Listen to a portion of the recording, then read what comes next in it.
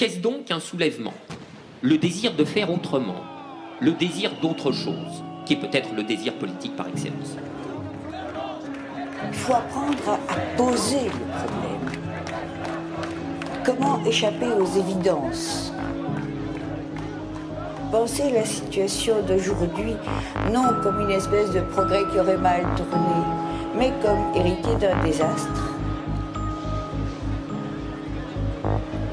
Je pense qu'on ne perd pas ce désir de ne pas accepter, de rester capable de s'indigner, de voir que quelque chose qui est scandaleux doit être combattu. À part le fait que tu as besoin de thunes, sinon tu finiras clochard au fond d'un parc. Et ces gens-là, ils se retrouvent à la ZAD, ils se retrouvent au testé, ils se retrouvent dans les émeutes.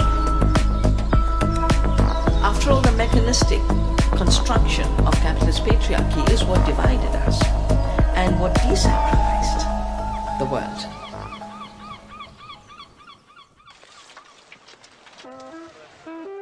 Avis de tempête, épisode 13. Contre l'atome, écoféminisme et antinucléaire.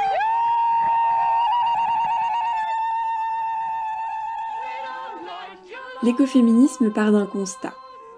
La culture patriarcale et capitaliste exploite, domine et avilit conjointement les femmes et la nature, selon un système de valeurs similaires. Historiquement, l'écoféminisme comme mouvement théorique et pratique est né dans les années 70, à la jonction de plusieurs grands mouvements de lutte politique. Le féminisme de la deuxième vague, les luttes anticolonialistes et les luttes écologistes, qui à l'époque étaient fortement anticapitalistes et antimilitaristes. Après la catastrophe nucléaire de 3 Mile Island, aux États-Unis, un grand nombre de femmes se rassemblèrent et organisèrent une conférence. Femmes et vie sur Terre, conférence sur l'écoféminisme dans les années 80. La première conférence écoféministe eut lieu. Les rapports entre féminisme, militarisation, guérison et écologie ont été présentés. L'écoféminisme produit une critique sociale et culturelle de la culture occidentale moderne, qui est dualiste, c'est-à-dire qu'elle sépare et hiérarchise le monde entre la nature, le vivant, le pesant, le matériel, l'organique, le particulier, le subjectif, la poésie, les femmes et la culture, l'intellect, l'abstrait, l'universel, la théorie, les hommes. Cette hiérarchie légitime l'exploitation et la domination de la nature par la culture. Parce que nous savons que nous sommes faites de cette terre. Voyez cette herbe, les stries d'argent et de brun, portées par le vent. L'herbe qui reflète tout ce qui vit à l'intérieur du sol. La lumière. L'herbe qui a besoin du sol, avec des racines profondes dans la terre, et des stries d'argent. Comme les stries d'argent dans nos cheveux, usés par le temps. Cet oiseau qui vole aura des herbes folles, aura des cirpes, des quenouilles, des carex, des joncs, des roseaux, aura des marais. Parce que nous savons que nous sommes faites de cette terre, temporaires comme ces herbes, aussi humides que cette boue, nos cellules remplies d'eau, comme la boue de ce marécage. La bruyère qui pousse ici grâce à l'humidité, la sphregne qui flotte à la surface de l'eau de ces mares, les endroits où la rivière s'écoule, là où la terre fut façonnée par les coulées de lave, ou par les lents mouvements des glaciers. Parce que nous savons que nous sommes faites de cette terre, et façonnées comme la terre, par ce qui nous a précédé, la vie de nos mères. Suzanne Griffin, La femme et la nature.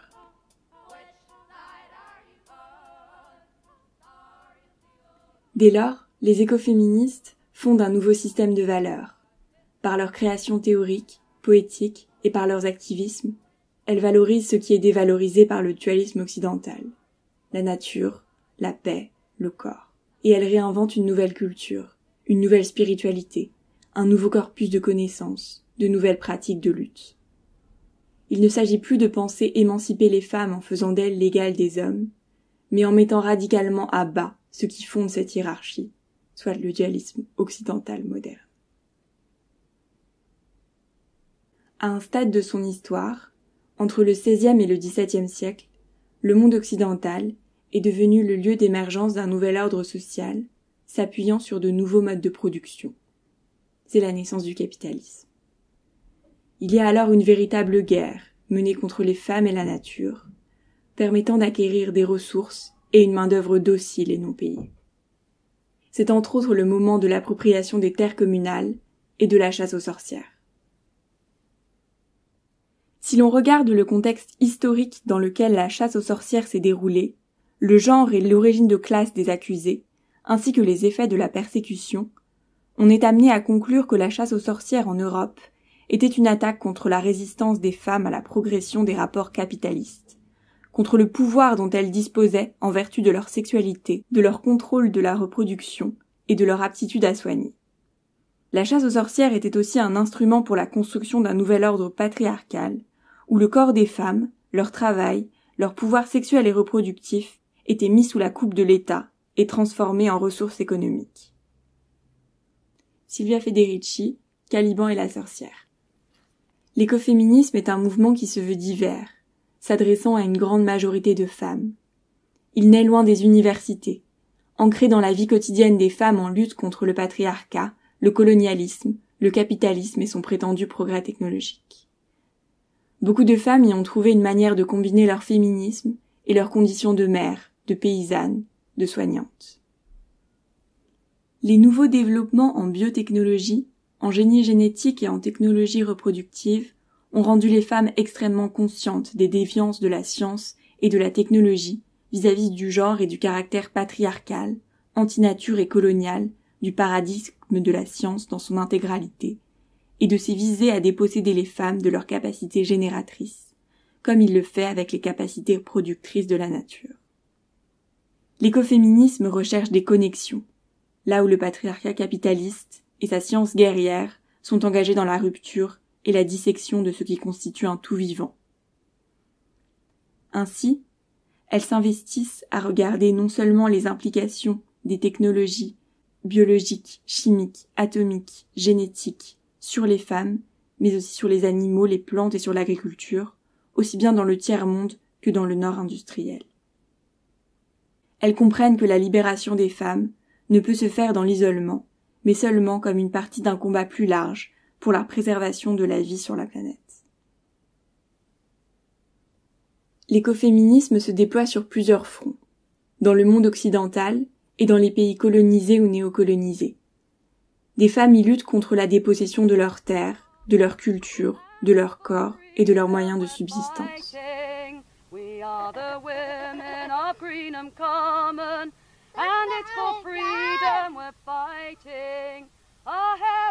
Écoféminisme et lutte antinucléaire en France. Dans le contexte de guerre froide, au premier moment de leur lutte, les écoféministes, aux côtés de militants écologistes et antimilitaristes, se sont opposés aux infrastructures militaires, aux armes chimiques, comme l'agent orange au Vietnam, aux missiles à ogive nucléaire. En Grande-Bretagne, en 1981, et pendant près de 20 ans, des femmes occupent et encerclent la base militaire de Greenham Common, où doivent être postés les missiles Pershing de l'OTAN.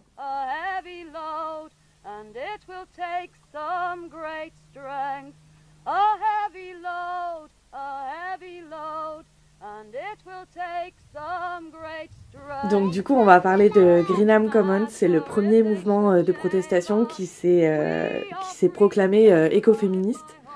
Donc c'était un camp de femmes pour la paix qui s'est monté en 81 en Angleterre. Donc on est dans un contexte de guerre froide et l'OTAN a décidé à ce moment-là de stocker à plusieurs endroits en Europe des missiles de croisière. Donc c'est des missiles sans pilote avec une tête nucléaire dont la capacité de destruction équivaut à 15 villes de la taille d'Hiroshima par missile. Et donc un des lieux qui a été choisi pour stocker certains de ces missiles, c'est la base de la Royal Air Force de Greenham. Donc c'était une base militaire qui était installée sur ce qui était avant une common land, donc une terre commune. Et donc les militantes considèrent que la Royal Air Force occupe illégalement cette common land. Donc il y avait l'idée de s'opposer à la fois au stockage des missiles nucléaires, de s'opposer du coup à la possibilité d'une guerre nucléaire qui pesait sur l'Europe à ce moment-là. Il y avait aussi l'idée de réclamer que la terre de Greenham soit rendue au peuple et redevienne une common land.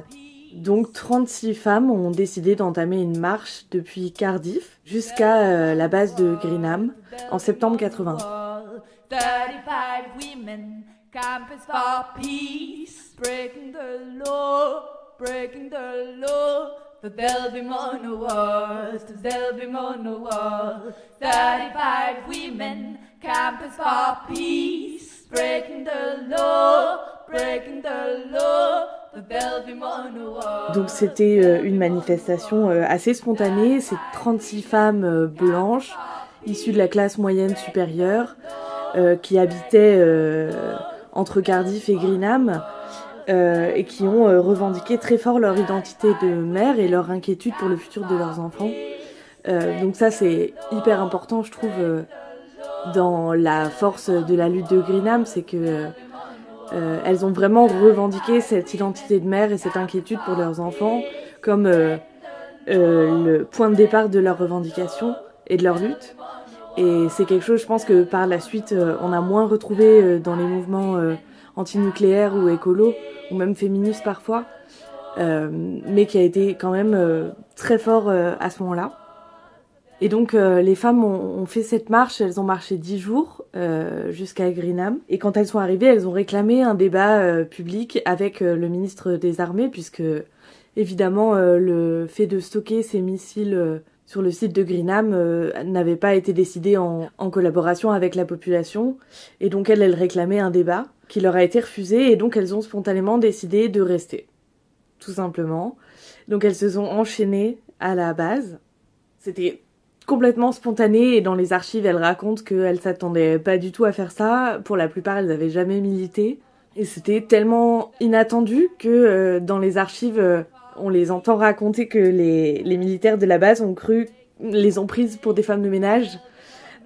Et n'ont pas cru au fait que c'était des militantes. Et en fait, cette surprise, le fait de ne pas être là où on les attend forcément et de tenir un rôle de militante qui n'était pas celui qu'on attendait d'elles à cette époque-là, c'est ce qui a servi leur lutte tout au long du temps où le camp a tenu. C'était que, en fait, les forces de police, les forces de l'armée et même les politiques ne s'attendaient jamais à ce qu'elles aillent toujours plus loin dans leurs actions et même à ce qu'elles tiennent en fait tout simplement le camp. Donc elles se sont servies de ça tout le long de leur lutte. Donc le camp a duré 19 ans au total.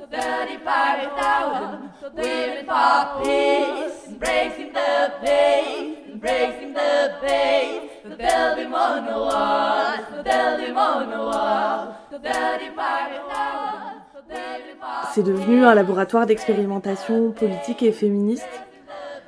Donc au début, comme je le disais, c'était surtout des femmes blanches de classe moyenne supérieure. Et puis petit à petit, beaucoup de gens sont venus du monde entier et donc des personnes de tous horizons, des personnes racisées, des personnes issues de la classe ouvrière, des personnes queer. Et donc les femmes qui faisaient partie de l'origine du mouvement se sont ouvertes comme ça à d'autres formes d'oppression sociale, et ça a mené à une véritable émulation politique et féministe tout au long de la durée du camp. Il a été assez rapidement décidé que le camp serait non mixte, donc il serait réservé aux femmes. Les hommes étaient tolérés sur les moments de rassemblement collectif, et ils étaient tolérés à la condition qu'ils s'occupent plutôt des enfants, de la cuisine, de l'intendance et d'autres formes d'assistance qui étaient plutôt dévolues aux femmes.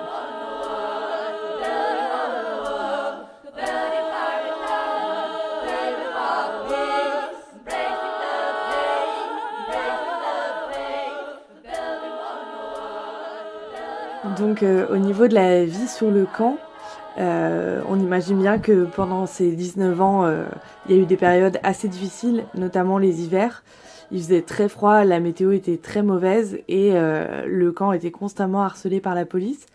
Donc elle se faisait expulser jusqu'à plusieurs fois par jour.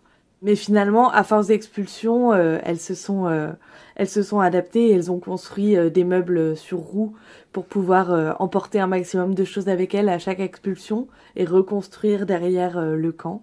Donc le camp était divisé en plusieurs petits espaces. Donc il y avait par exemple le camp bleu où c'était plutôt les jeunes punks. Il y avait le vert qui était plutôt pour les femmes aux pratiques plus spirituelles. Et puis il y avait un camp jaune qui était le plus grand camp, celui où on accueillait les nouvelles personnes et où les hommes étaient autorisés. Donc ce qui est, je trouve, hyper passionnant sur cette lutte et qui a vraiment énormément inspiré ensuite le mouvement écoféministe et plein d'autres luttes, c'est la diversité des modes d'action et la créativité qu'elles y ont mis. En fait, elles ont vraiment essayé de rendre leur lutte le plus joyeuse possible, la plus créative possible, la plus inclusive possible. Et de fait, ça a donné des images hyper impressionnantes qu'on peut retrouver encore aujourd'hui. Donc par exemple, en 83, elles ont démonté 5 km de clôture en étant déguisées en sorcières à Halloween. Donc à chaque fois, il y avait l'idée de récupérer des symboles pour faire une action qui dénonce la propriété, qui dénonce l'exploitation des ressources, les dégâts sur la terre et les risques du nucléaire pour le futur de leurs enfants. Une autre action assez impressionnante, c'est en décembre 82, c'est l'action Embrace the Base. Là, elles étaient 30 000 femmes à prendre la base dans leurs bras, donc il y a des photos pareilles assez impressionnantes où elles se tiennent par la main et elles enlacent la base. Donc ça, c'est vraiment l'idée d'une lutte non violente et où on oppose des caractères qui peuvent être associés à la féminité comme l'affection, la douceur, etc. À la violence que représente une base militaire avec des missiles nucléaires à l'intérieur. En 82, c'est probablement l'action la plus impressionnante et celle qui a été la plus durement réprimée. Donc c'était au Nouvel An, elles sont rentrées sur la base, 44 d'entre elles sont rentrées sur la base. Elles ont grimpé sur les silos dans lesquels il y avait les missiles nucléaires et elles se sont mises à danser pendant des heures. Donc suite à ça, plusieurs d'entre elles ont été arrêtées, jugées et ont fait de la prison. Mais c'était encore une fois l'idée de produire quelque chose de joyeux sur le lieu où se trouvaient les missiles nucléaires. D'ailleurs, ça rejoint l'idée qu'elles ont vraiment gardé tout au long de la lutte que ce type de lutte se mène pas uniquement dans les instances parlementaires ou politiques, mais se mène concrètement sur les lieux qui sont affectés par les décisions prises. Donc une autre action assez impressionnante, c'est en avril 83, elles organisent une chaîne humaine entre Greenham et une usine d'armement nucléaire sur plus de 20 km. Et pendant ce temps, au même moment, 200 femmes du camp rentrent sur la base déguisées en nounours et pique-niquent sur le site de la Royal Air Force. Donc ça, c'était en référence à une comptine hyper connue en Grande-Bretagne. Donc encore une fois, c'est l'idée d'opposer un déguisement infantile et inoffensif au danger que représentent les missiles dans la base nucléaire. Et puis c'est aussi une référence à l'avenir de leurs enfants qu'elles défendaient.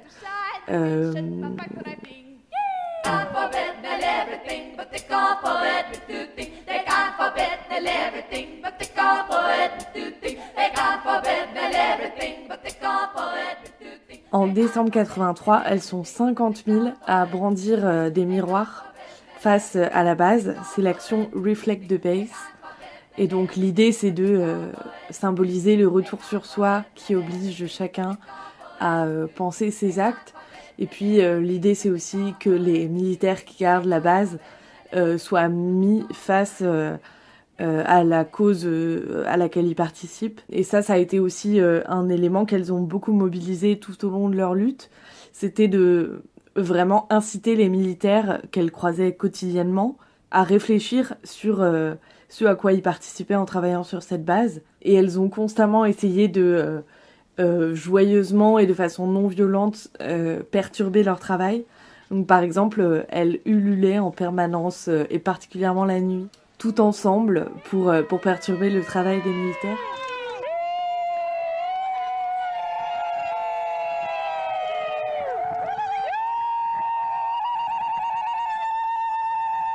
Donc en 1987, le Parlement britannique publie une déclaration selon laquelle il n'y aurait plus aucune femme à Greenham.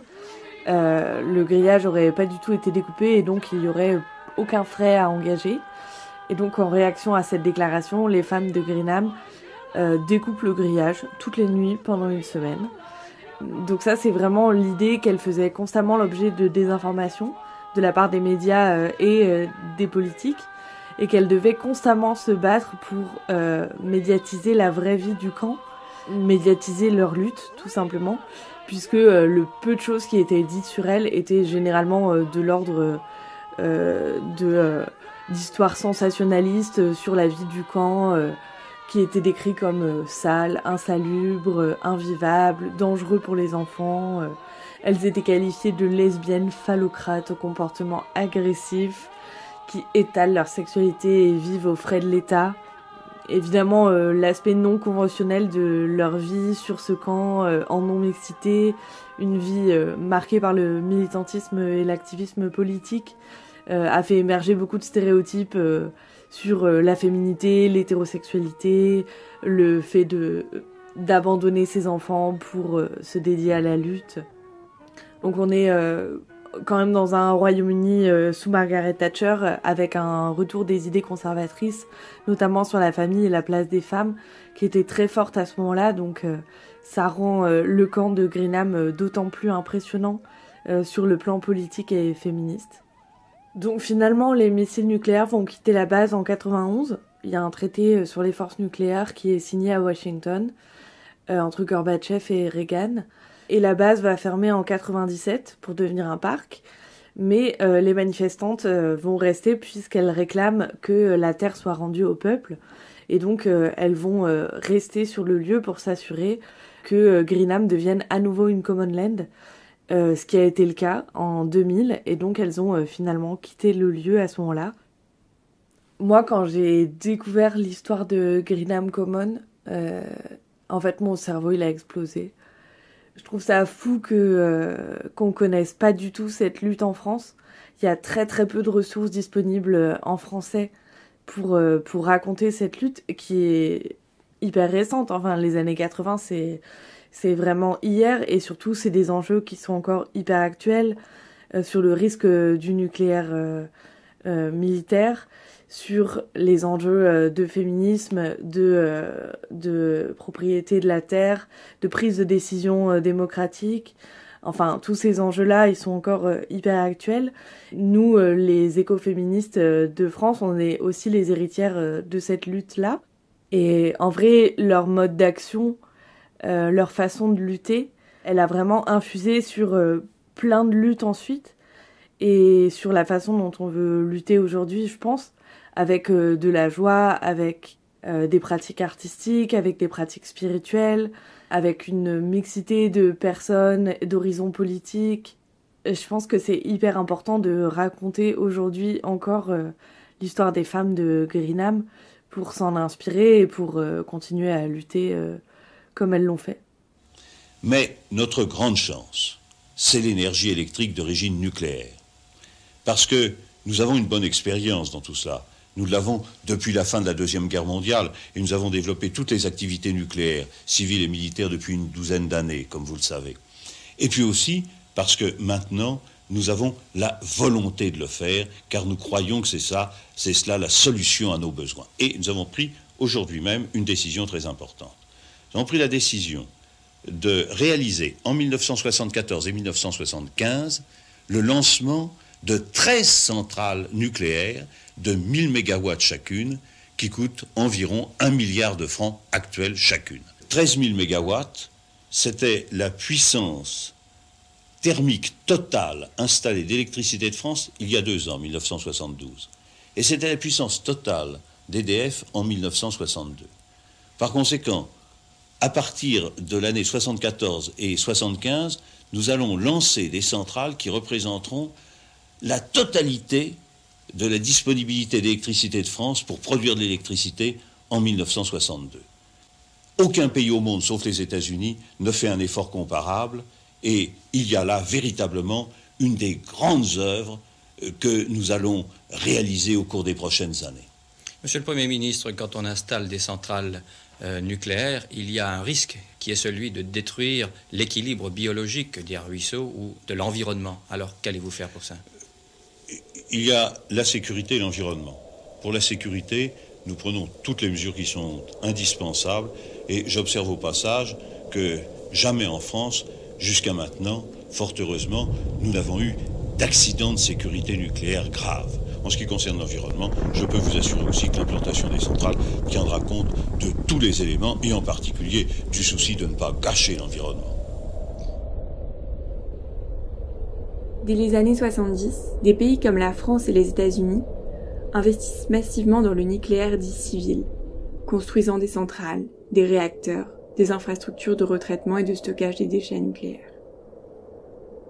Des groupes de femmes se battent contre cette industrie mortifère qui empoisonne l'air, l'eau des nappes phréatiques, l'eau des rivières, l'eau de la mer et des océans, et qui cause des dommages irréparables au génome des humains et des non-humains. En raison de leur assignation sociale et historique, les femmes, plus contraintes aux travaux de subsistance, aux soins des enfants, à l'alimentation, sont les premières touchées par les catastrophes environnementales.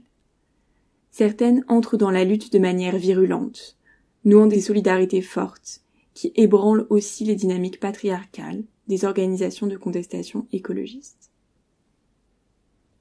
En Australie, en Allemagne ou aux États-Unis, les femmes en lutte contre le nucléaire se revendiquent souvent écoféministes, voire sorcières. C'est plus rarement le cas en France, où l'écoféminisme est peu présent. Toutefois, après le choc pétrolier de 1973, la France investit plus que jamais dans le nucléaire. C'est le plan Messmer, qui prévoit la construction d'une 50aine de centrales sur le territoire. Sans se revendiquer de l'écoféminisme, certaines femmes, en lien avec le MLF et le féminisme de la deuxième vague, se mobilisent contre le nucléaire au sein de revues comme Des femmes en mouvement ou Sorcières. Sur le terrain, de nombreuses femmes prennent une part active dans la lutte antinucléaire en France. À Plogoff, en Bretagne, une opposition farouche a vu le jour dès 1974 face au projet de construction d'une nouvelle centrale. Opposition qui fut victorieuse, puisque le projet fut abandonné en 1981. Pendant les 7 ans de lutte contre le projet, les femmes ont été partout, sur les barricades, devant la préfecture, face aux gendarmes et dans les comités de défense. Plogoff reste traumatisé et l'on parle de sortir les fusils. Le comité de défense propose alors « Faisons de Plogoff une île ». Et c'est la seconde nuit des barricades. Du Loc à la baie des Trépassés, sur toutes les routes qui mènent à Plogoff, vont s'entasser pierres, poteaux électriques, carcasses de voitures. Des tronçonneuses couchent des arbres en travers des routes, les ponts sont minés au TNT, mais les charges sont trop faibles. Ils ne sauteront pas. 5 heures du matin, précédés d'une pluie de grenades, les gendarmes mobiles, parachutistes en tête, attaquent. Ils mettront 2 heures pour atteindre Trogor. Pourquoi vous êtes là ce matin devant les mairies annexes et tout ce qui les entoure? Nous boycottons l'enquête d'utilité publique du fait que nous savons parfaitement qu'elle n'aboutit jamais à supprimer un projet de centrale, même quand toute une population y compte. Et toute la population est avec vous? Bien sûr. Plus que la majorité. Et vous êtes prête à rester là tant que les gardes mobiles y seront? Ah oui, si on va mourir, oui. Et après la lutte continue. Oui. On tiendra jusqu'au bout. Les femmes ne céderont pas. Elles sont plus résistantes que les hommes et on est décidé à aller jusqu'au bout. On préfère se faire en effet emprisonner, se faire arrêter, plutôt que de céder. Parce que quand on réfléchit, pour nous c'est terrible. On sera détruit, totalement détruit. L'écoféminisme a aussi pour but de dévoiler ses luttes et ses combats, minimisés ou cachés par la culture patriarcale. Il convient donc de faire sortir de l'ombre ces femmes qui se sont battues contre le nucléaire. Il nous faut mentionner 2 exceptions notables à cette absence de l'écoféminisme en France. Françoise d'Aubonne et Xavier Gauthier. Françoise d'Aubonne, militante écologiste et féministe, est à l'origine du terme écoféminisme. Elle articule théoriquement la lutte écologiste et le féminisme dans son ouvrage Le féminisme ou la mort. Elle participe aussi à de nombreux actes de sabotage, notamment à un attentat visant la pompe hydraulique de la centrale de Fessenheim. Un communiqué de presse fut publié dans Libération à l'époque. Nous revendiquons ce qui vient de se passer à Fessenheim. Notre action, non contradictoire avec les mouvements populaires comme ceux de Will et de Markolensheim en Allemagne, est l'expression de la protestation primordiale de la vie contre le capital. Le maintien du salariat lui-même est devenu un non-sens meurtrier. Nous n'avons pas plus besoin d'énergie nucléaire que de travailler tout le jour à produire des gadgets. La productivité forcenée est devenue l'ennemi planétaire. Et le combat du prolétariat des pays développés rejoint objectivement celui des pays du tiers-monde. Qu'ils soient des femmes, des enfants du tiers-monde ou du prolétariat, le combat doit être total. Rappelons que les femmes, à Will, comme ailleurs, sont à l'avant-garde du refus nucléaire, qui n'est que le dernier mot de cette société bâtie sans elle et contre elle. Quant à Xavière Gauthier, fondatrice de la revue Sorcière, c'est à La Hague, dans le Cotentin, un territoire très nucléarisé, centre principal de retraitement et de stockage des déchets nucléaires, que s'ancre sa lutte. Elle publie 2 ouvrages au nom évocateur, La nature assassinée et La Hague, ma terre violentée, récits dans lesquels elle articule les combats écologistes et féministes. Son travail mêle des enquêtes et des recensions d'articles informant sur la dangerosité du nucléaire et des moments de bravoure poétique pour rompre à tout prix avec le silence qui entoure le nucléaire et ses risques. Elle tisse aussi des liens forts avec des femmes engagées au Vietnam ou au Japon, vivant dans des territoires dévastés par la chimie ou le nucléaire. Car on nous fait violence, nous sommes des insoumis, nous n'avons pas le choix. On me fait violence, oui. Mais quelque part je sais bien que je suis indomptable, je sais bien qu'on ne me soumettra pas. Oui, ma terre, ma mère, on vous fait violence. Mais au plus profond je sais que vous êtes indomptable. Vous êtes trop sauvage, trop libre pour vous soumettre. Comment passer le licou à cet animal marin, farouche et hennissant, qui se cabre en secouant sa crinière écumeuse et qui part au galop vers sa sauvagerie. Je vois bien que des vagues se soulèveront toujours, qu'elles sont irréductibles. Déjà la cloche de brume beugle comme une forcenée. Je vois bien la prochaine marée qui monte.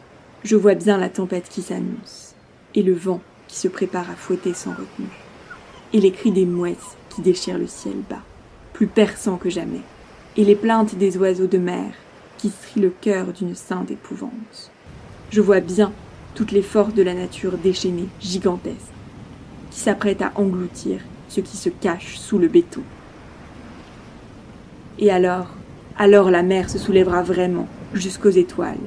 Quand elle s'abattra, elle lavera la souillure à grande eau.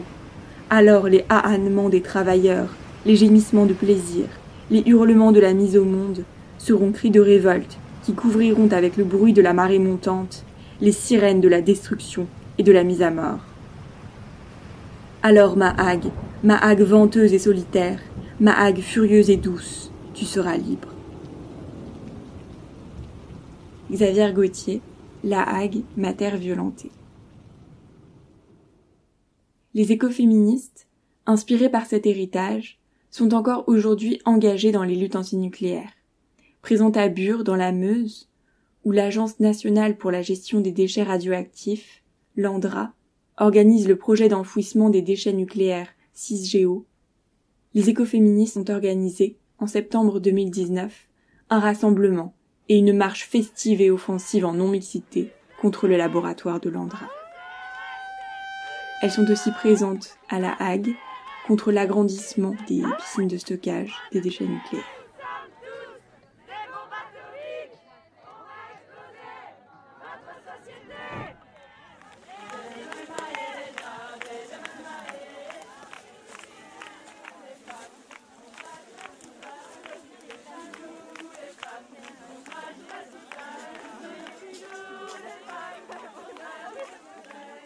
Claire, est-ce que tu pourrais nous parler un petit peu de la lutte à Bure ? Oui, alors la lutte à Bure, c'est la lutte contre un projet d'enfouissement de déchets nucléaires qui a vu le jour il y a une trentaine d'années maintenant. Et depuis donc plusieurs années, beaucoup de personnes luttent sur place contre ce projet d'enfouissement des déchets nucléaires. Et donc Bure, c'est le nom du village sur lequel est censé s'implanter ce site d'enfouissement, qui du coup, à terme, devrait représenter plusieurs centaines de kilomètres souterrains, plus de 500 mètres sous terre, grosso modo. Et alors, moi, je lutte à Bure avec les bombes atomiques depuis maintenant plusieurs années. Et les bombes atomiques, c'est un collectif féministe et antinucléaire qui a vu le jour en 2019.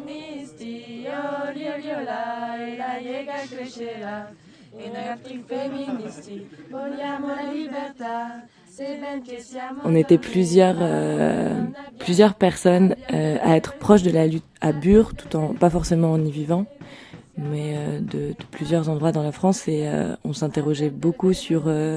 on lisait, on questionnait, on discutait sur l'écoféminisme.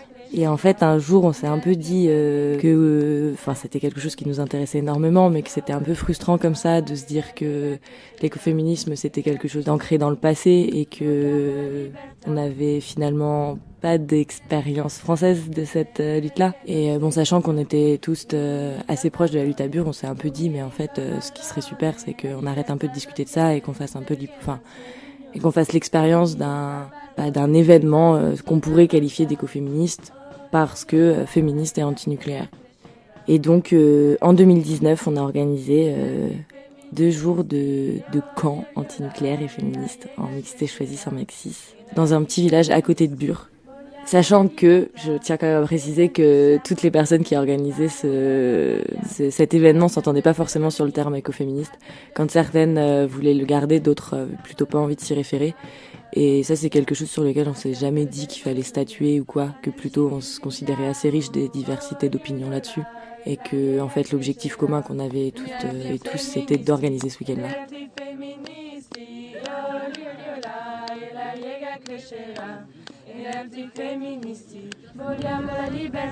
Pour être tout à fait honnête, l'idée du week-end des bombes atomiques, il est aussi parti d'un séminaire qui avait eu lieu à l'EHESS, qui s'appelait Penser et lutter avec Bure, et il y avait eu toute une séance sur femmes et antinucléaire.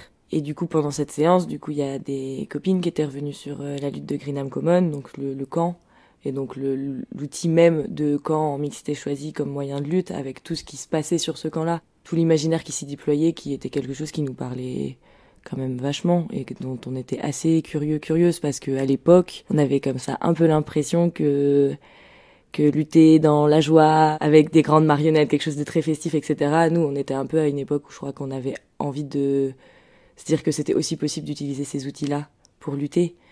Donc il y avait cet aspect-là. Ensuite, il y avait aussi une copine qui parlait de la lutte à Plogoff, en fait, et qui disait que, de fait, sans être féministe, il y a toujours eu des femmes dans les luttes écolo et dans les luttes de territoire, et que sans qu'elles forcément soient obligées de déployer des moyens de lutte propres ou quoi, en fait, juste c'était aussi leur permettre d'avoir une place dans ces luttes-là. C'est quoi un petit peu les problèmes que vous avez eus autour du terme et du concept d'écoféminisme ? J'ai l'impression que le truc principal était la perspective un peu essentialiste, qui revient très souvent quand on évoque l'écoféminisme. C'est un peu comme ça la principale critique qu'on peut lui faire. Et ça, c'était quelque chose pour certaines des personnes avec qui on a organisé ce week-end, qui était vraiment genre, en fait, on n'a même pas le temps d'en débattre sans parler, alors même que oui, c'est un débat au sein même de l'écoféminisme, mais que là, on était plutôt, en vrai, on n'a pas envie de rentrer là-dedans. Du coup, plutôt, là, on évince comme ça le terme, et puis on se dit juste féministe et antinucléaire. Ensuite, il y avait à l'époque déjà la crainte de ouf que ce soit un terme qui est ultra mainstream, récupéré à mort par en fait juste pink et greenwashing en même temps, quoi. Et c'était un peu genre, est-ce qu'on arrivera à être suffisamment subtil pour vraiment dénouer tout ce truc? Et puis je crois que il y avait aussi en fait pour certains d'entre nous ce truc que en fait à l'époque, dans les années 70, quand avaient lieu les actions qu'on qualifie aujourd'hui d'écoféministes, en fait, on n'était pas sûr que les personnes qui menaient ces actions à l'époque se disaient elles-mêmes écoféministes. Et que c'était plutôt quelque chose comme ça qu'on avait eu besoin derrière de qualifier, mais que nous, en fait, on sait pas trop. Nous, on verra, en fait, si ce qu'on a fait était écoféministe ou pas. Enfants de cette nation,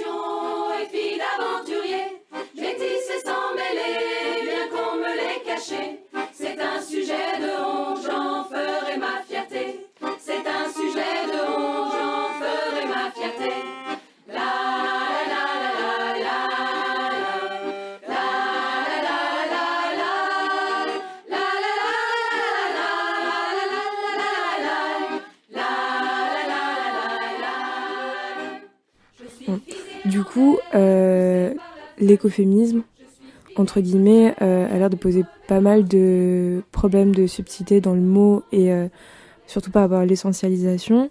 Et pourtant, j'ai l'impression qu'à Bure, il y a aussi pas mal de mouvements LGBTQI qui se sont saisis de la lutte et qui ont réussi à trouver une place. Et du coup, est-ce que tu arrives à savoir un peu ou expliquer qu'est-ce qui a fait que ça n'a pas pris un tournant hyper essentialisant plutôt que ça? Quand on organisait le week-end, il y avait quand même un peu l'envie de se dire on part de nos féminismes de maintenant, des luttes récentes féministes et du contexte féministe actuel pour organiser le week-end. Et j'ai l'impression que le fait même d'avoir choisi ce type de mixité-là, donc une mixité choisie sans mec cis, et non pas juste une non-mixité, a en fait aussi, juste en permettant une inclusivité qui nous parlait, la question de l'essentialisation était différente, ne serait pas posée de la même manière. J'ai l'impression que c'est un peu comme ça qu'on a résolu cette question à cet endroit-là, quoi.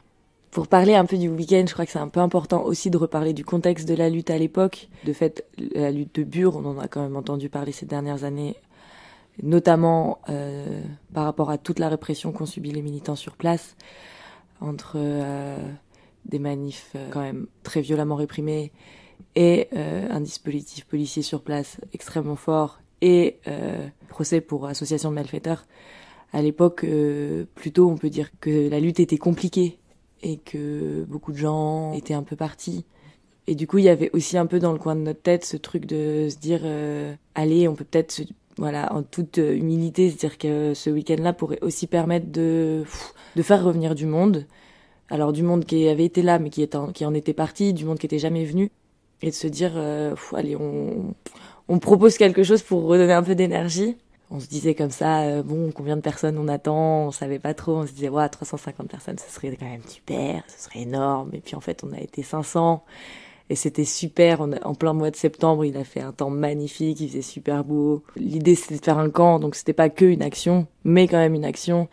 Alors, et plein d'ateliers tout autour. Alors, il y avait des ateliers d'autogynéco, des ateliers d'autodéfense féministe, il y avait des ateliers d'écoute de podcasts, de lecture, des ateliers de confection de masques, parce que l'après-midi avait lieu une énorme marche qui se voulait plutôt assez festive et plutôt dans une perspective un peu de se réapproprier l'espace là-bas, parce que finalement les manifestations étaient devenues vraiment impossibles sur place, et sans parler que en fait les flics étant omniprésents, juste une balade peut être relou, quoi, parce que ils viendront te questionner sur ce que tu fais. Et puis là, on a réussi à marcher à 500 sur un chemin qui nous a permis de nous rapprocher du labo dans une certaine mesure, et du coup de montrer à plein de personnes qui connaissaient pas cette horreur de laboratoire et de projet de l'Andra, ce que c'était que ce truc, et en même temps pour des personnes qui avaient été là de se dire en fait finalement c'est possible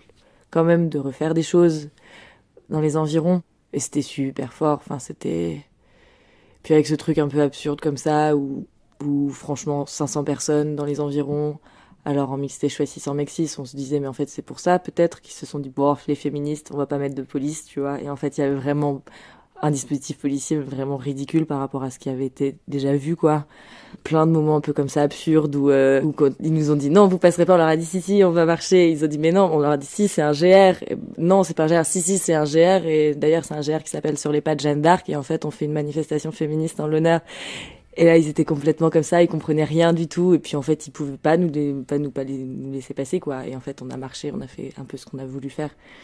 Et puis après, il y a eu une très belle fête, et puis le lendemain, plein de discussions super chouettes.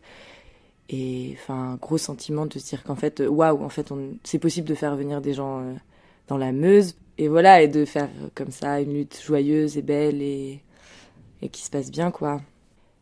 Et à partir de là, très vite après ce week-end-là, il y a eu un peu l'envie de se dire non, bon, d'accord, maintenant on a réussi à faire un week-end dans les environs. Le prochain, on fait une grosse semaine, et on fait ça à la Maison de la Résistance, pas dans un village un peu excentré. On fait ça à Bure, quoi, même. Et là, s'en est suivi du coup une semaine à février où on a été 150 pendant une semaine, pareil, à faire plein d'ateliers super et de discussions, alors sur l'antinucléaire, mais pas que, sur le féminisme dans les luttes écolo. Et enfin, bon, ça a été d'une richesse assez dingue. Et en fait, à partir de là, j'ai l'impression que les gens ont eu envie de revenir. Enfin, il y a des personnes depuis cette semaine-là qui sont restées ensuite. Et jusqu'à maintenant, bien revivre la maison.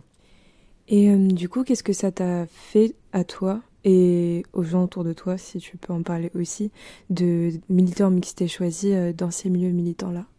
Enfin, ça nous a fait du bien, parce que, un peu comme ça, dans notre imaginaire, et j'imagine pas que dans le nôtre, et enfin, le milieu militant en général, mais le milieu militant écolo, antinucléaire, il y a un peu ce truc comme ça, cette idée que, quand même, le nucléaire, c'est quelque chose de méga complexe, qui est quand même très technique, que le discours, c'est quand même les scientifiques qui peuvent le déployer, et puis en fait, on n'écoute que les experts, etc., etc.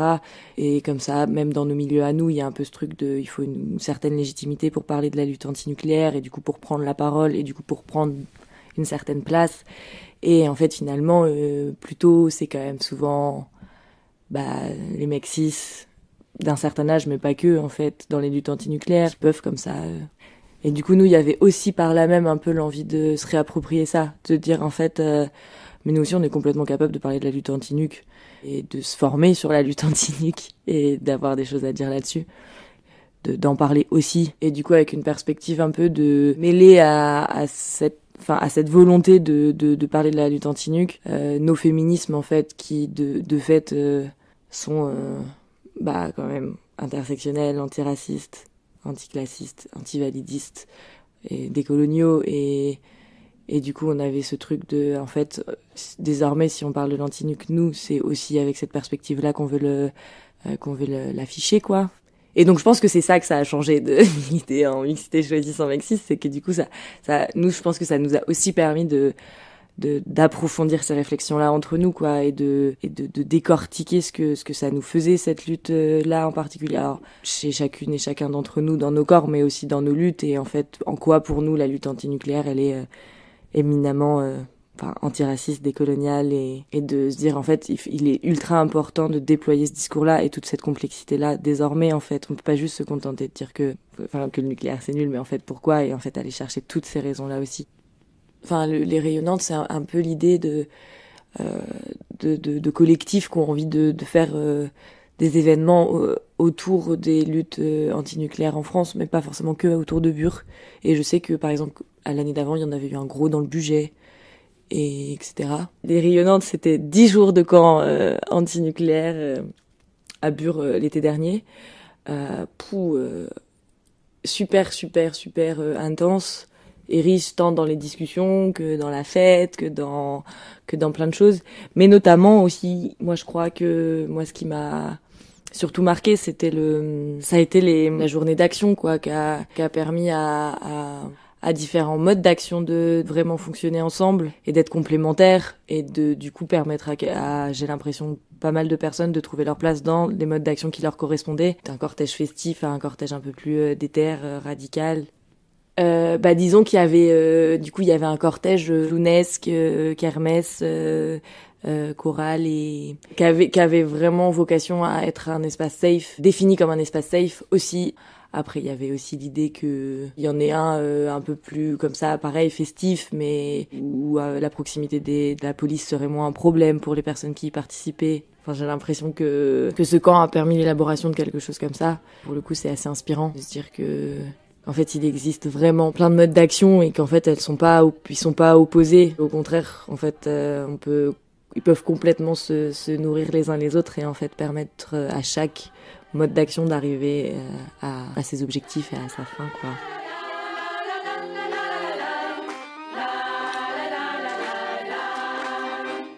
Je n'aime pas le lys, je n'aime pas la croix. Lunettes pour les curés, l'autre est pour les rois. Si j'aime mon pays, la terre qui m'a vu naître, je ne veux pas de Dieu, je ne veux pas de maître. Je ne veux pas de Dieu, je ne veux pas de maître. C'est tout pour cet épisode, en espérant qu'il vous a plu. Ça nous est apparu important de parler de ces luttes joyeuses, pour ne pas rester figé par la peur, les écoféministes arrivent à déjouer le sort apocalyptique, à briser l'emprise du catastrophisme ambiant, justifié, vu la dévastation écologique. Il y a un enjeu à dépasser la sidération devant cette crise majeure et même arriver à célébrer le monde dans lequel nous faisons partie. On sent que, par ce côté joyeux de leurs actions, les écoféministes se positionnent autrement. Elles donnent à voir des luttes enviables, des moyens de récupérer notre capacité à agir, à lutter et surtout à y croire. Transformer notre détresse, notre sentiment d'impuissance et notre rage en puissance collective. À bas le nucléaire, à bas l'ordre électrique. À bientôt!